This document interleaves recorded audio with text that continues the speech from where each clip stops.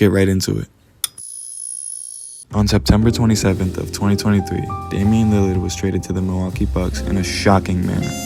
The craziest part about the trade was that it essentially only cost the Bucks Jrue Holiday. And don't get me wrong, I love me some Drewski just as much as the next guy. But to trade him and get a member of the NBA 75th anniversary team is just major. Social media was buzzing that day, and reasonably so.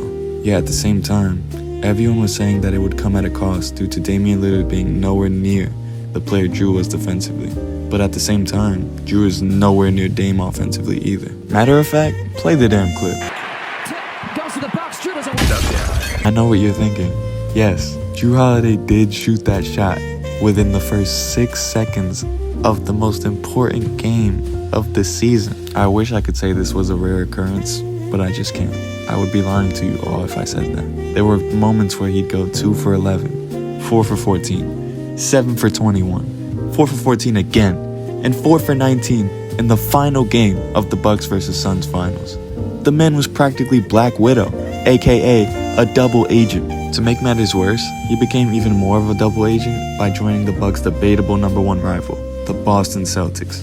I say debatable because Miami is up there as well. I'll let you guys decide that one. And for the record, I don't blame Jrue Holiday for doing what he did, considering how badly the trade was handled. Let's get back to Dame now. Damian Lillard had a great debut in his first official Bucks game versus the 76ers, where he showcased how much better he was than Jrue offensively. On top of this, Damian Lillard did exactly what he was brought in to do. He hit the game winner when it was needed the most. After this, however, Dame had a very interesting regular season. It started the game immediately after the Sixers against the Hawks, where he'd go 2 for 12. These performances would fluctuate. When he was good, but when he was bad, he was really bad.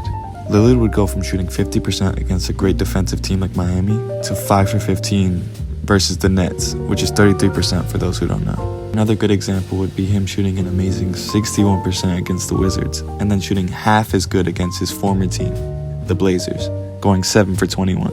Kind of like the other guy. Bucks fans were wondering what was wrong with Dame, and asking Dame fans if they should be worried. It was around that time that we discovered Damian Lillard was going through a divorce and wasn't able to see his kids as often as he'd like to. After hearing about this, everyone decided to ease up on Double D. Dame Dollar, for the record. So then we fast forward all the way to the All-Star break. Damian Lillard was at a practice when he was asked by Khris to try to recreate his best game winner against OKC. And to everyone's surprise, he missed a shot. Let it go after this one. All right, after this one, I got it. Lillard for the win. He then utters the now famous words. I ain't got it. You ain't got it. Social media flew with this quote, as you can expect, as it hasn't exactly been Dame's best season. Regardless, Damian Lillard was set to participate in 2 of the events during the weekend. These 2 events being the 3-point contest and the All-Star game. Many of you know, Damian Lillard ended up winning the 3-point contest, and in a great fashion. He did this by hitting his last 3 and then tapping his watch for the now iconic Dame Time celebration. The next thing for him was the All-Star game. May I just say, as a Bucks fan myself, it was truly a sight to behold. It reminded me of that one time where Damian Lillard was practically taking on the Nuggets 1v5. Pause. Damian Lillard was handing out smoke like Snoop Dogg on a Tuesday. I say this because it didn't matter who he went up against, whether it was LeBron James, Kevin Durant, and especially Paul George, who got the worst of it. Damian Lillard wasn't able to recreate his game-winning shot against OKC days prior to this, but he made sure to do it in the All-Star game and put every single person there on notice. When it was all said and done, Damian Lillard had dropped 39 points and 6 assists, bringing home the All-Star MVP award. Fast forward to the playoffs, and Damian Lillard absolutely killed it. He opened up Game 1 in a spectacular fashion, dropping 35 points in the first half alone. This is it. This is the guy that Milwaukee traded for. Unfortunately for Dame, however, his co-star Giannis Antetokounmpo would not be playing the entire series. In addition to this, Damian Lillard also got hurt. As you can imagine, the Bucks wound up losing to the Indiana Pacers 4-2, which brings the question, what is next for Damian Lillard? Before we can answer this, let's flash back to All-Star Week. Lillard did a mini interview where he was asked to name his top 5 starting lineup in the NBA currently. The list was off to a great start. He had himself, of course, Steph, LeBron James, Kevin Durant, Giannis. Wait, no, that's Bam Adebayo. Where on earth was his teammate Giannis? How do you forget the best player in the world? We all know Milwaukee wasn't exactly Dame's #1 desired spot, especially when compared to Miami, but come on. Miami is the obvious one, and Bam is my dog. Bam is my dog, for real. Earlier on in the season, the Bucks brought in Terry Stotts to be a part of the coaching lineup. And for the record, Terry used to coach Damian Lillard, so you can imagine this was a match made in heaven. On top of that, Terry was also regarded as an offensive genius. Just as things couldn't look any better, the beginning of the end happened. Terry Stotts ended up resigning from the position very early on in the season. We would later find out that this was because of Adrian Griffin, the head coach at the time. According to sources, Adrian Griffin would try to overrule Terry on every occasion he was able to.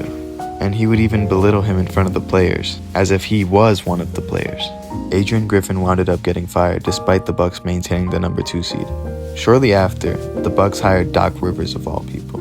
As many of you know, this did not work out very well. The team got off to a horrible start with Doc. The Bucks fell to 3-7 with Doc Rivers as the head coach. I try not to blame Doc too much because he did request to join the team later on.